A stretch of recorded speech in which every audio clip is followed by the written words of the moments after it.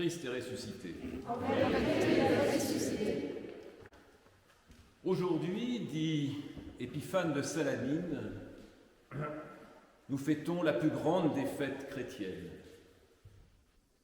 Plus grande selon lui que la nativité, plus grande que le baptême du Christ, plus grande même que la résurrection et la Pentecôte. Pourquoi?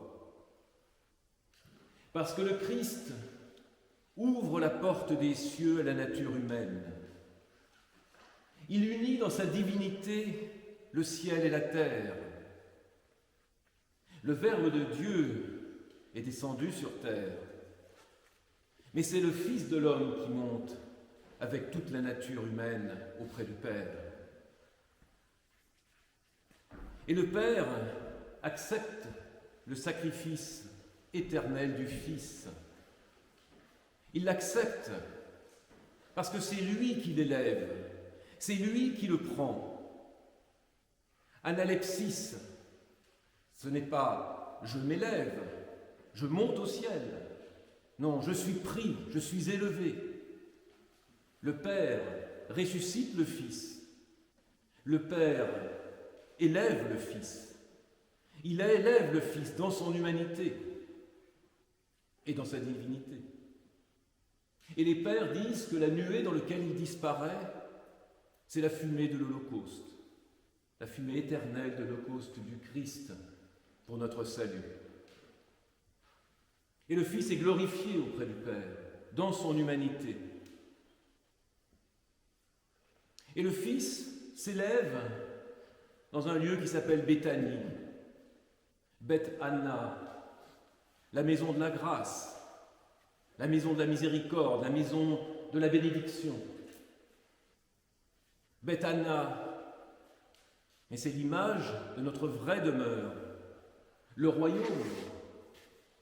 Beth Anna, le lieu de la grâce, le lieu de la vie, notre lieu de vie éternelle.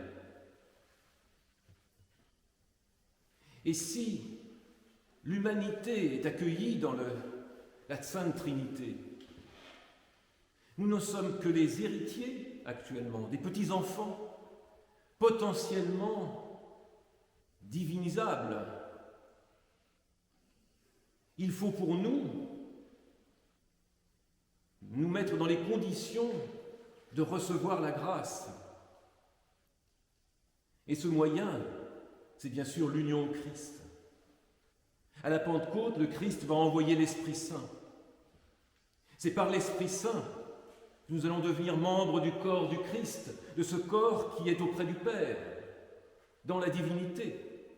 En ce sens, nous serons divinisés avec le Christ.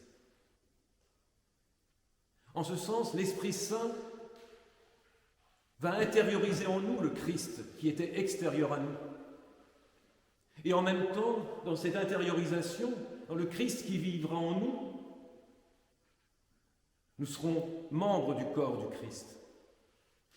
Nous serons participants au royaume. Oui, là s'accomplira ce que disent saint Irénée, par exemple.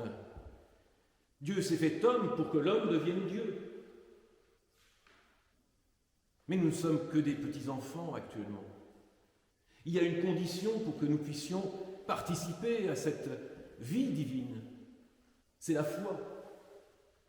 Et la foi, nous l'avons entendu dans saint Luc, Jésus le dit, la bonne nouvelle, c'est la conversion, la métanoïa. C'est reconnaître le Christ comme notre Seigneur.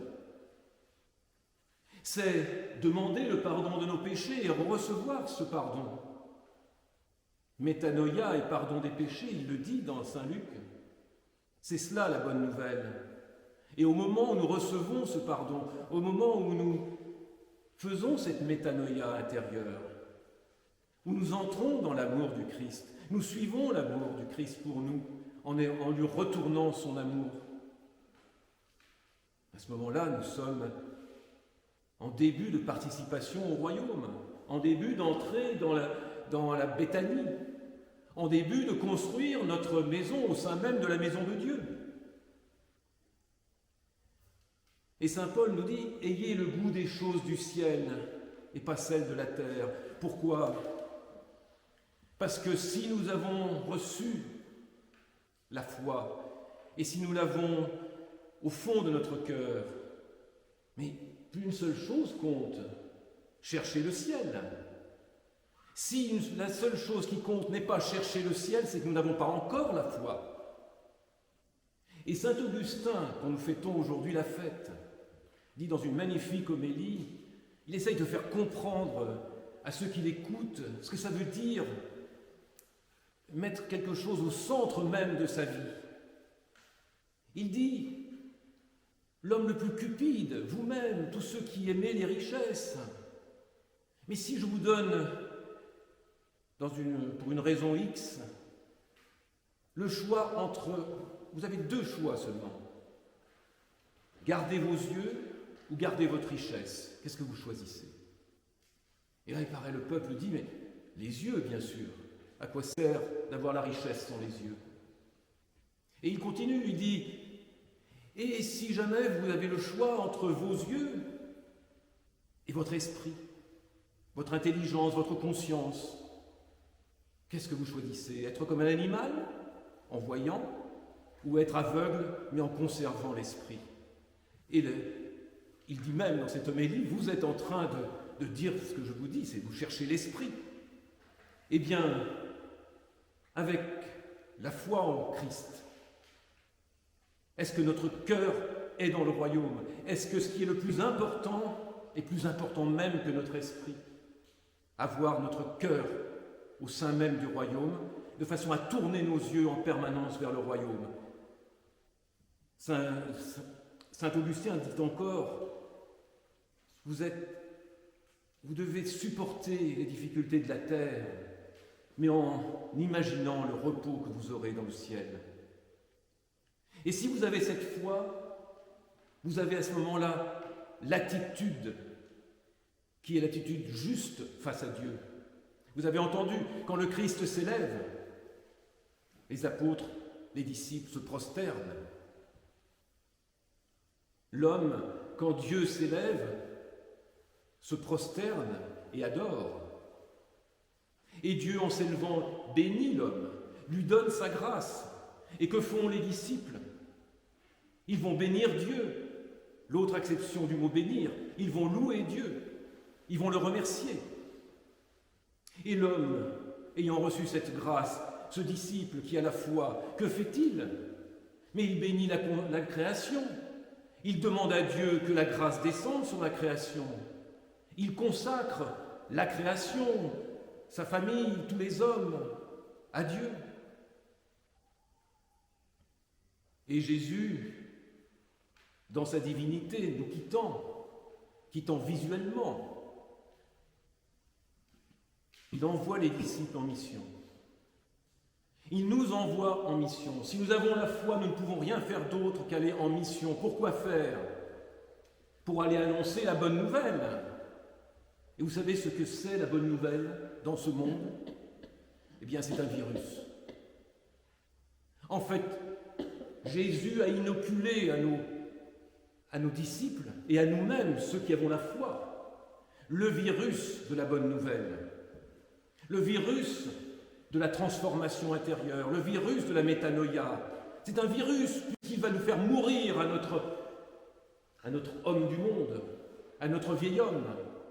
Il va nous remplir de feu, de cette chaleur de Dieu, de chaleur de l'amour. Et donc, face à ce virus, que fait le monde? Eh bien, il nous empêche de bouger, il nous confine. Il nous empêche de parler, de dire la bonne nouvelle. Il nous met des masques.